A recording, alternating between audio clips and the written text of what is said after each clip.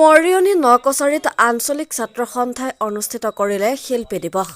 সমগ্ৰ অসমৰ লগতে মৰিয়নি নকছাৰীত আঞ্চলিক ছাত্ৰ সন্থাই বুধবাৰে অনুষ্ঠিত কৰিলে শিল্পী দিৱস।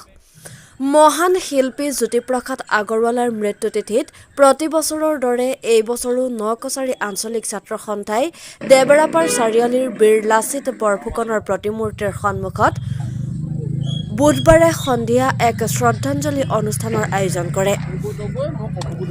এই অনুষ্ঠানত প্ৰথমে বন্তি প্ৰজ্বলন কৰে প্ৰাক্তন ছাত্ৰনেতা তথা জ্যেষ্ঠ সাংবাদিক চক্ৰসেন গগৈয়ে।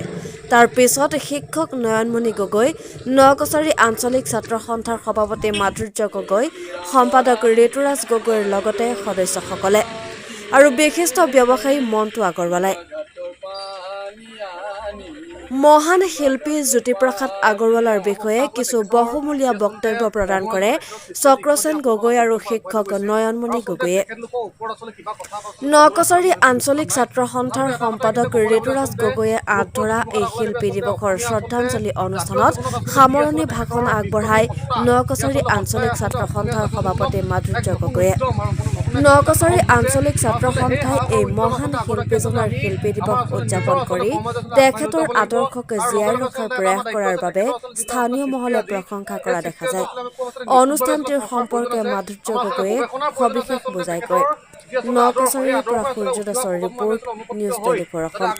স্বাতন্ত্ৰ্য উদ্যোগত বিগত বৰ্ষতো এই বৰ্ষতো আমি নকছাৰী লাচিত উদ্যানৰ সন্মুখত আমি ৰূপৰ জ্যোতিপ্ৰসাদ আগৰৱালাদেৱৰ মৃত্যুবাৰ্ষিকী উপলক্ষে শ্ৰদ্ধাঞ্জলি অনুষ্ঠান অনুষ্ঠিত কৰিছোঁ।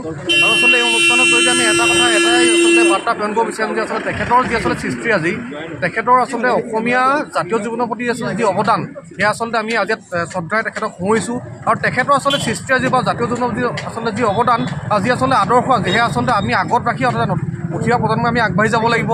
আমি আচলতে অসমৰ জাতীয় জীৱনৰ আচলতে প্ৰত্যেকটো বিষয়ত যাতে আমি পৰিশ্ৰমত যাতে আগুৱাই যাব পাৰোঁ, যাতে অসমৰ জাতীয় জীৱন যাতে আচলতে এক শক্তিশালী যাতে জাতীয় জীৱন হিচাপে আমি পৰিণত কৰিব পাৰোঁ, তাৰ বাবে আচলতে আমি সদায় আচলতে অহৰহ আচলতে কাম কৰি যাম।